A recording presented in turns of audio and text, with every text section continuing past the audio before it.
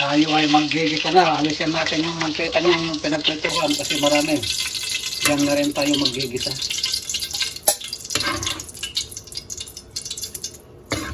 Ito nga pala olive oil.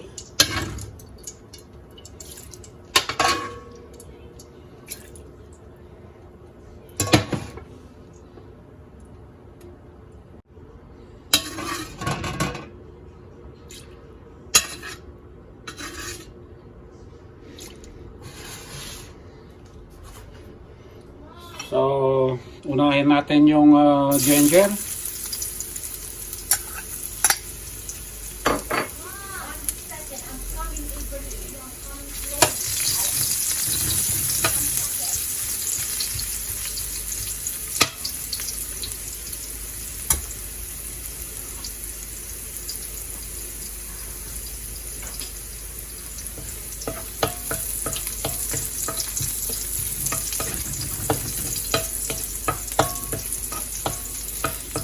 So, ang ating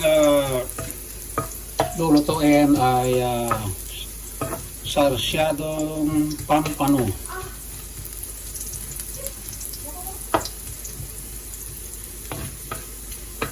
Ang bango ng luya. It's good, it smells. Ayan.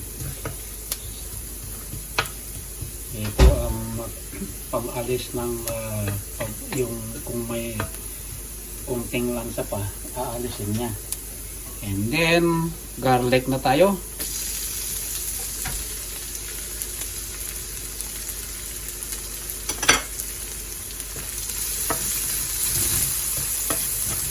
Kanya-kanyang diskarte lang yan. Yung iba inuuna ang sibuyas. Pwede rin pagsabayin. Pwede rin, ito inuna ko naman ang garlic. Kasi ang bango ng garlic pagka yung medyo malapit na siyang mag golden brown. Ayan.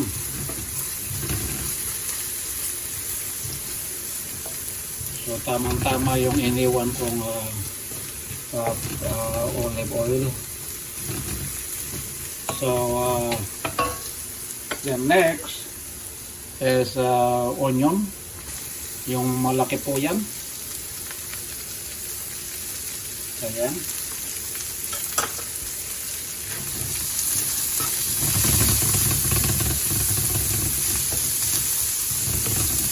Kasi the more na maraming onion, pagka yung talagang maluto yung onion masyado, nagiging ano yan yung isasama sa gravy, wala ka nang makitang onion, madudurog.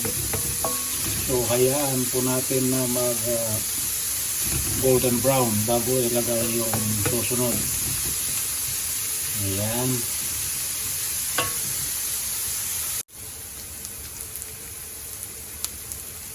Habang ginigisa yung sibuyas, i-scramble na natin itong itlog.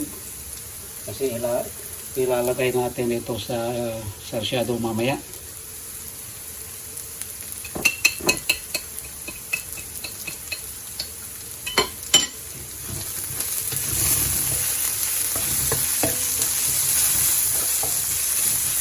Ayan, dahil golden brown na, pwede nang ilagay yung kamatis. Maraming kamatis akong ilalagay. Ito po yung maraming kamatis. Ito yung pinitas na backyard.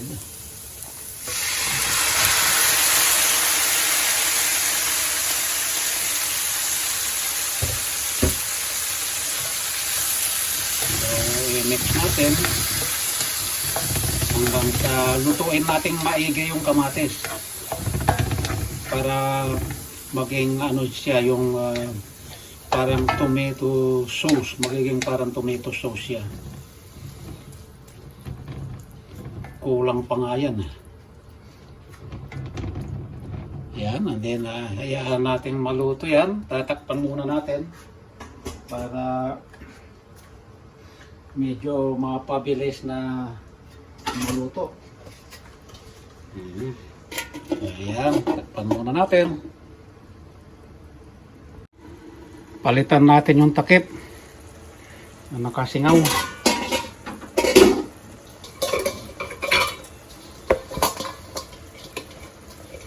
Lagyan natin ng kuwan para lapat na lapat yung takip. Ayan.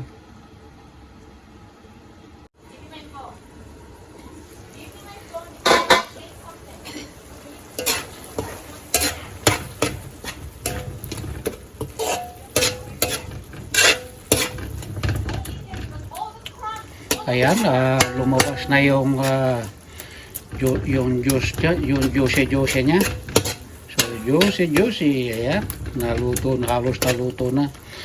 Pagka kumulubot yung balat, yun ang palatandaan ko. Pag kumulubot na yung balat, luto na yung kamatis.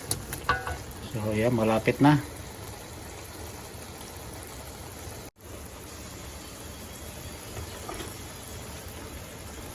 Tutubigan natin ng konti. Yan.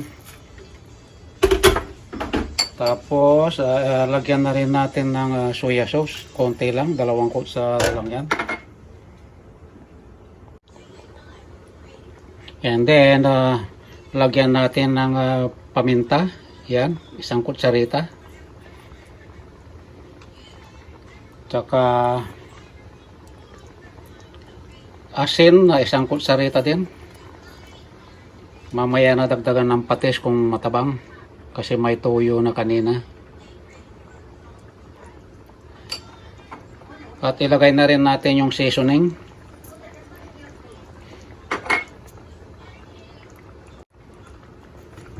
Haluin.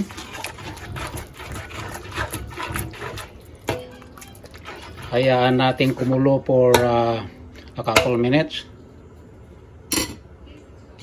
Takpan natin mga 5 minutes. So after 5 minutes, ayan na, kumukulo na. So ilagay na natin yung pampano. Ayan.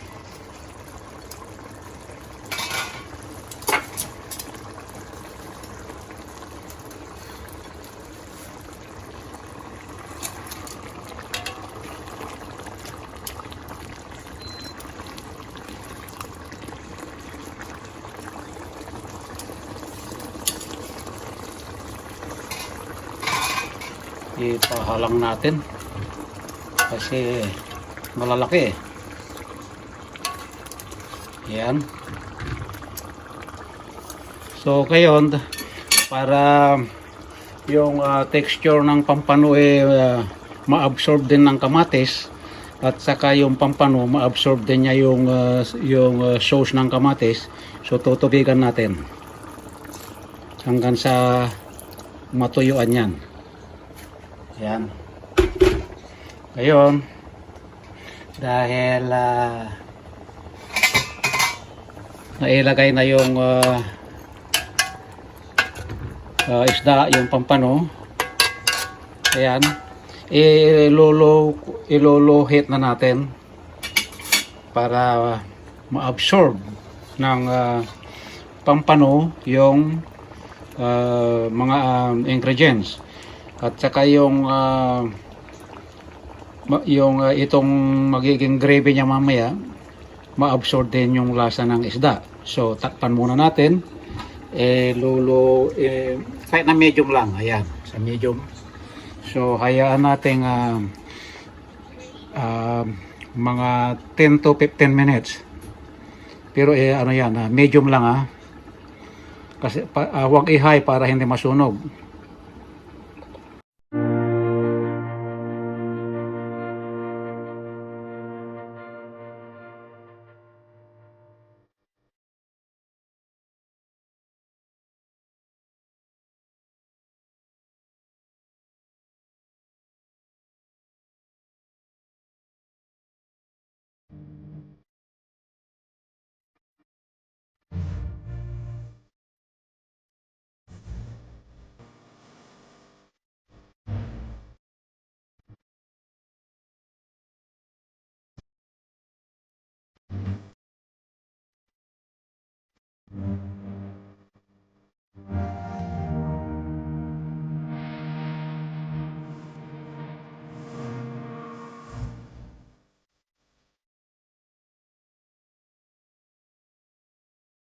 Ayan, luto na ang ating sarsyadong pampano.